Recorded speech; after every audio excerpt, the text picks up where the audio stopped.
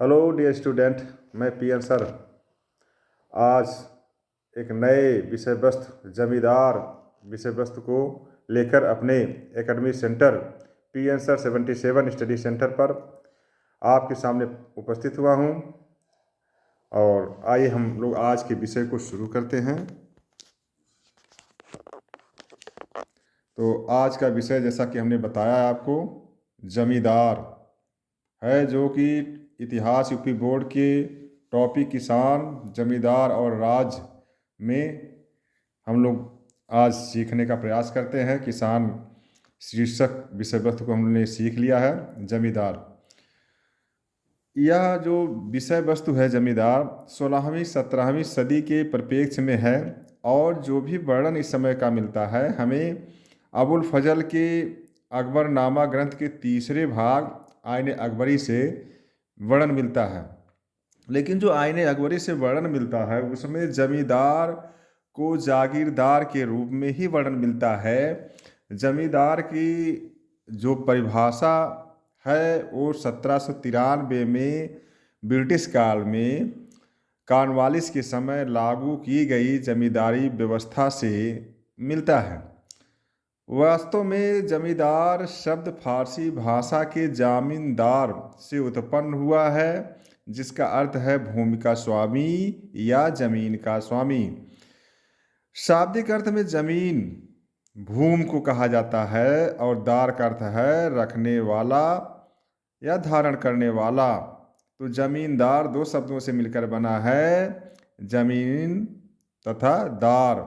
जमीन का अर्थ होता है भूमि, दार का अर्थ होता है रखने वाला अर्थात भूमि का स्वामी।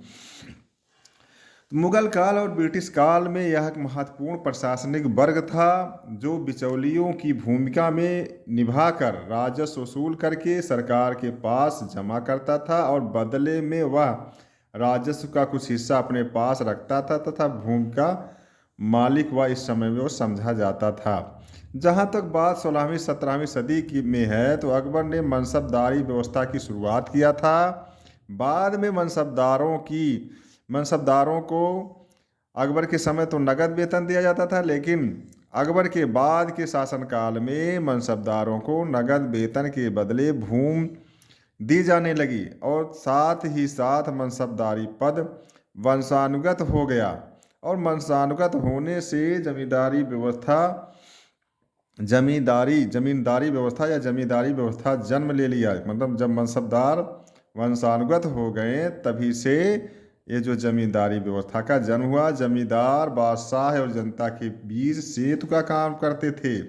अपने जमींदारी क्षेत्र में कृषकों के विकास के लिए कार्य के लिए जिम्मेदार थे तथा लगान राजस्व वसूल कर कुछ भाग बादशाह को देते थे। बचे हुए भाग से अपने और अपनी छोटी सेना का खर्चा संभालते थे।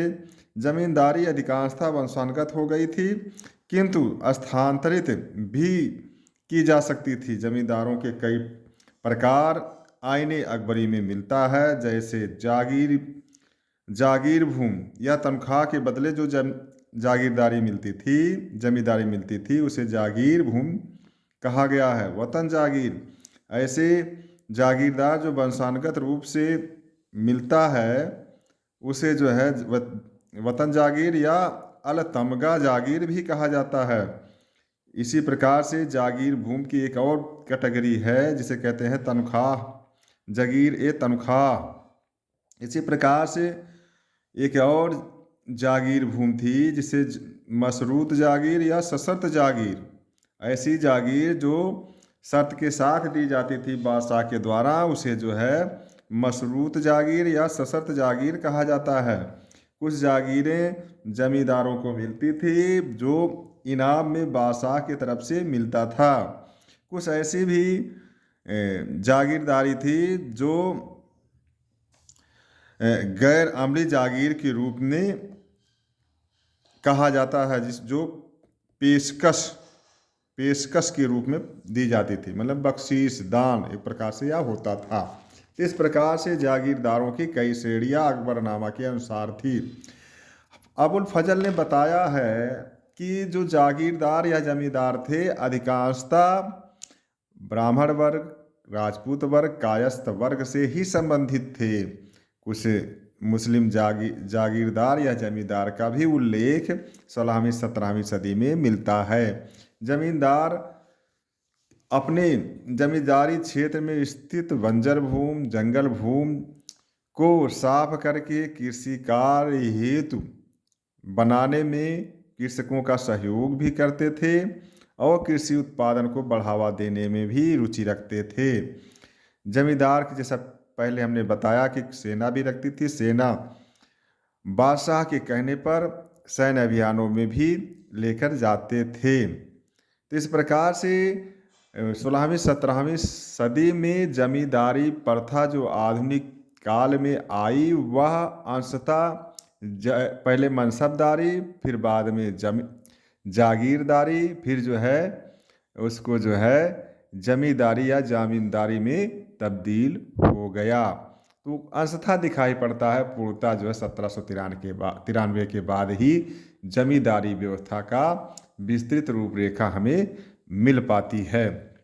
आइए हम लोग जानते हैं, एक प्रश्न यूपी बोर्ड में पूछा जाता है, जोवान्नी करेरी कौन था? तो जोवान्नी करेरी एक इटालवी यात्री था जो 1590 ईस्वी में भारत की यात्रा किया। उसने यह बताया कि भारत आर्थिक रूप से समृद्ध था, जिसका कारण था कृषि क्षेत्र में अधिशेष उत्पादन हुआ, व्यापार वाणिज्य की क्रियाओं में वृद्धि हुई। उस दौर में विश्व के देशों में होने वाला विदेशी व्यापार भारत के पक्ष में था। दुनिया के बड़े साम्राज्य उस समय जो थे, मिंग वंश जो चीन में था, सफावी वंश जो ईरान में था, ऑटोमन साम्राज्य जो तुर्की में था, इसके अलावा जो भी साम्राज्य थे या देश थे उनसे होने वाला विदेशी व्यापार भारत के पक्ष में था। उन देशों से होने वाला व्यापार नकद होता था और नकद में चांदी के सिक्के जो है भारत में बहाव की तरह आता था। इस प्रकार भारत के पक्ष में विदेशी व्यापार होने से भारत सोने की चिड़िया बनने में सफल हुआ। एक प्रश्न यूपी बोर्ड में और आता है, आईने अकबरी कितने भाग था? या अबुल फजल कौन था? अथवा अबुल फजल के ग्रंथ अकबरनामा और आईने अकबरी पर टिप्पणी लिखिए। तो इसको हम लोग जानते हैं कि अबुल फजल एक फारसी भाषा का विद्वान लेखक था, जो अकबर का मित्र भी था। उसने फारसी भाषा में एक ग्रंथ लिखा जिसका नाम है अकबरनामा। अकबरनामा जब लिखा अबुल फजल ने, वह अकबर के शासनकाल के 42वें वर्ष अर्थात 1598 ईस्वी में पूरा हुआ। अकबरनामा के 3 भाग हैं। तीसरा भाग जो है अकबरनामा का, उसी को कहते हैं आइन ए अकबरी।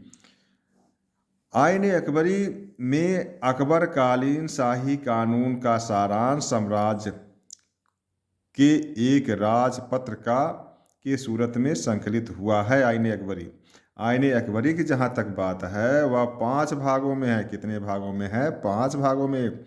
प्रथम भाग में आइन ए अकबरी के शाही घर परिवार और उनके रखरखाव का वर्णन मिलता है। आईने अकबरी के दूसरे भाग में सैनिक एवं नागरिक प्रशासन तथा नौकरियों की चर्चा हुई है। साथ ही मनसबदारों, विद्वानों, कलाकारों का भी संक्षिप्त वर्णन आईने अकबरी के दूसरे भाग में मिलता है। तीसरे भाग या खंड में साम्राज्य और प्रांतों के बीच वित्तीय संबंधों, राजस्व की दरों से संबंधित आंकड़ों का विस्तृत वर्णन मिलता है। साथ ही साथ अकबर के काल में 12 प्रांत हैं, उसकी भी सूचना तीसरे भाग में मिल जाती है। आईने अकबरी के चौथे और 5वें भाग में भारत के लोगों के धार्मिक विश्वास, सांस्कृतिक प्रथाओं की जानकारी दी गई है। आईने अकबरी में इस प्रकार से विविध विशद वर्णन मिलता है। उसके वर्णनों से हमें भारत के इतिहास जो 16वीं 17वीं सदी का है उसको समझने और जानने में बड़ी सहायता मिलती है। इस प्रकार अकबर और जहांगीर के शासनकाल के शुरुआती दिनों की जानकारी प्राप्त करने के लिए अकबरनामा और आईने अकबरी जो तीसरा भाग है अकबरनामा का, उसको अध्ययन करना आवश्यक हो जाता है। आइए हम लोग जानते हैं विस्तृत प्रश्न जो यूपी बोर्ड में आता है, अकबर की धार्मिक नीति देनी ए इलाही के संदर्भ में। अकबर ने एक नई धार्मिक नीति जो उसके पूर्वज बाबर और हुमायूं ने नहीं स्थापित कर पाए थे, भारत में साम्राज्य स्थापित होने पानीपत के द्वितीय युद्ध के बाद नई व्यवस्था यहाँ पे जारी किया। उसके धार्मिक नीति को कुछ विद्वानों ने धर्मनिरपेक्ष नीति कहा है, तो कुछ ने उसे धार्मिक कट्टर बताया है, तो कुछ ने उसके धार्मिक नीति को राजधर्म भी बता दिया। तो आओ हम पता करते हैं कि सर्वप्रथम अकबर ने किस प्रकार से अपनी उदारता को प्रदर्शित किया। कि सबसे पहले उसने 1562 ईस्वी में दास प्रथा को खत्म करके मानवता को सम्मान दिया। 1563 ईस्वी में तीर्थ यात्रा कर समाप्त जो हिंदू से वसूला जाता था, तीर्थ करने पर तीर्थ यात्रा कर लगता था, तो उसे समाप्त करके धर्मनिरपेक्षता नीति का शुरुआत किया। और इसकी सशक्त प्रमाण है कि 1564 ईस्वी में अकबर ने जजिया कर को समाप्त कर दिया। जजिया कर वह कर होता है जो गैर हिंदुओं, खास तौर पे हिंदुओं से वसूला जाता था। यही नहीं, अकबर ने मुल्ला यजदी, शेख अब्दुल नबी, मखदूमुल मुल्क जैसे शिया मौलवियों की शिष्यता ग्रहण कर लिया।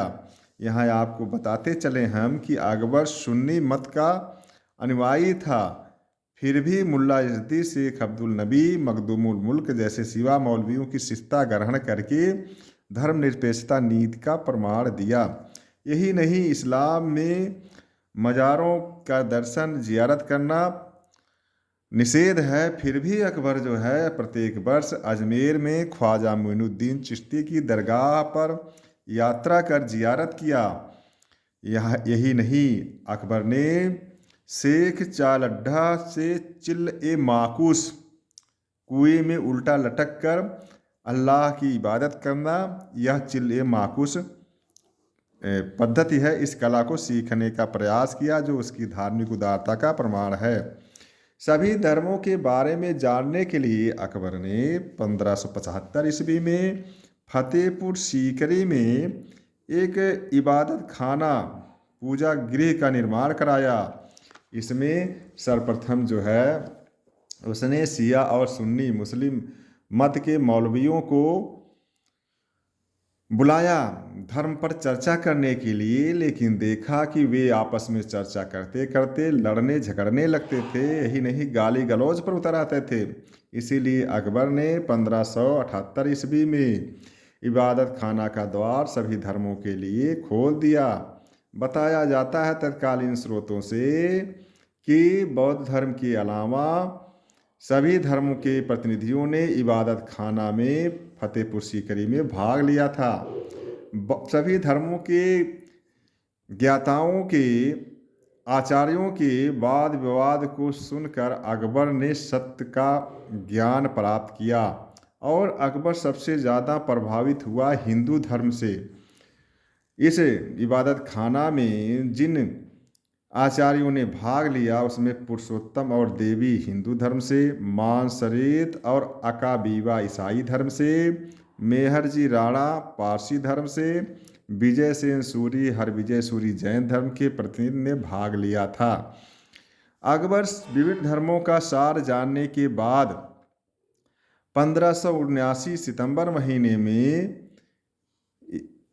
एक घोषणा पत्र जारी किया जिसे कहते हैं मजहर की घोषणा। क्या कहते हैं? मजहर। क्या कहते हैं? मजहर की घोषणा। इसे अर्जी कहा गया है, जिसका मसौदा शेख मुबारक ने तैयार किया था। अबुल फजल और फैजी दोनों भाइयों ने मिल करके सहयोग दिया।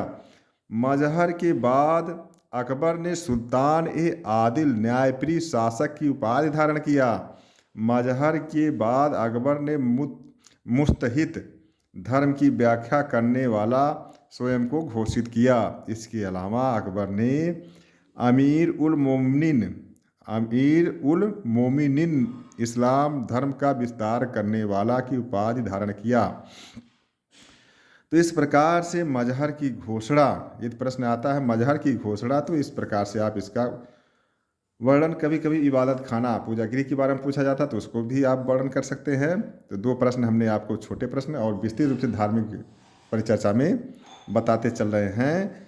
1579 के बाद के काल में अकबर ने धर्म के क्षेत्र में सुलह-ए-कुल, ध्यान देने योग्य बात है छात्र छात्राएं कि सुलह-ए-कुल के बारे में भी पूछा जा सकता है। सुलह-ए-कुल कब लागू किया? 1579 में अकबर ने धर्म के क्षेत्र में सुलह-ए-कुल नीति जारी किया। इस धर्म के अनुसार सभी धर्मों को साथ लेकर चलने की बात सुलह-ए-कुल नीति से मानी जाती है। इस सुलह-ए-कुल नीति में अबुल फजल ने सहयोग किया। आईन अकबरी के अनुसार इस कार्य से प्रभुसत्ता का उद्भव उस अतुलनीय न्याय वितरक से है जो सूर्य की एक किरण के समान है, जो पूरे ब्रह्मांड को प्रकाशित करता है। इसे फर-ए-यज़दी, दैवी ज्योतिपुंज भी कहा गया है। इसके अलावा अकबर को अल इंसान अल कामिल युग पुरुष या पूर्ण पुरुष भी कहा गया है। सुलह-ए-कुल नीति को जारी करने के कारण सुलह-ए-कुल नीति सभी धर्मों के साथ लेकर चलने की बात है। यह नीति आगरा से चलाया गया, जबकि मजहर की घोषणा कहाँ से हुआ था? फतेहपुर सीकरी से। इबादत खाना कहाँ है? फतेहपुर सीकरी में। जबकि सुलह-ए-कुल नीति कहाँ चलाया गया? आगरा से। और छात्राएं इसमें हम लोग आगे जानते हैं कि अकबर की धार्मिक नीति के अंतर्गत और क्या आगे हुआ। तो सभी धर्मों के सार को जानने के बाद अकबर ने एक नया धर्म चला दिया जिसे कहते हैं दीन-ए-इलाही। 1581 ईस्वी में अकबर ने दीन-ए-इलाही, या इसका दूसरा नाम है तौहीद-ए-इलाही, या इसका एक और नाम है एकेश्वरवाद धर्म चलाया। इस धर्म में जो विश्वास मान्यताएं हैं वह इस प्रकार हैं कि इस धर्म का श्रेष्ठ पुरुष अकबर को स्वीकार किया गया और इसका प्रधान पुरोहित अबुल फजल को। श्रेष्ठ पुरुष कौन हुआ? अकबर और अबुल फजल पुरोहित। इस धर्म में दीक्षा प्राप्त करने वाला व्यक्ति अपनी पगड़ी या सिर को बादशाह के चरणों में रखता, जिसे सिजदा कहते हैं। अकबर उसे उठाकर मंत्र देता था, जो सूफी भाषा में शस्त कहा गया है। अकबर जो मंत्र देता था वह है अल्लाहु अकबर, ईश्वर महान है, इसका अर्थ है। मंत्र पाने वाला व्यक्ति उत्तर देता था जल्ला जलालहू, ईश्वर का प्रकाश सलामत रहे। इस धर्म में दीक्षित होने वाले व्यक्ति निम्न शर्तों को मानते थे। पहली शर्त होती थी कि व्यक्ति जो इस धर्म को दीन-ए-इलाही मानता था अपने जीवन काल में अपना श्राद्ध करवा देता था। दूसरा यह कि मदिरा मांस का सेवन नहीं करता था। तीसरा, किसी वृद्ध महिला अथवा कम उम्र की लड़की से विवाह नहीं करता था। और इस धर्म में कोई बायाडंबर रीति रिवाज पवित्र पुस्तक ना थी। इसके मानने वालों की कुल संख्या 10 थी। हिंदू एकमात्र बीरबल थे। इसके अलावा शेख मुबारक, फैजी, अबुल फजल, मिर्जा जानी, अजीज़ कोका प्रमुख अनुयायी थे। अकबर ने दीन-इलाही धर्म को चलाया, वहीं उसका पुत्र सलीम अर्थात जहांगीर ने इस धर्म को समाप्त कर दिया। कुल मिला के जो दीन-ए-इलाही चलाया अकबर, सभी धर्मों को साथ लेकर चलने जो सुलह-ए-कुल नीति चलाया था उसी का विस्तारित रूप है। कुछ विद्वान उसकी आलोचना करते हैं, जैसे बदायूनी है, B.A. स्मिथ हैं, अतहर अली हैं। ये सब विद्वान आलोचना करते हैं कि अकबर स्वयं को पैगंबर घोषित कर दिया या पोप बन गया ऐसे। लेकिन जहाँ तक मेरा मानना है, अकबर इस प्रकार से धर्म को चलाकर सुलह-ए-कुल और दीन-ए-इलाही चला करके सब प्रजा के सभी धर्म संप्रदायों को एक साथ लेकर चलने की राह को अपनाया और अपने शासन को शांत, पूर्ण और न्यायप्रिय ढंग से करने को लेकर ऐसी व्यवस्था को उसने लागू किया।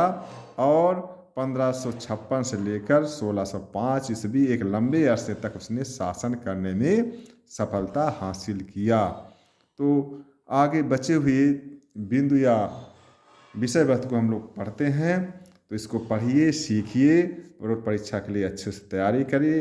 इस जो मैंने भाषा शैली में बताया उसको अपने भाषा शैली में कन्वर्ट करके लिखें, हेडिंग डालकर सुंदर स्वर्ण सुलेखन से आपको बोर्ड परीक्षा में अच्छा नंबर आए। धन्यवाद।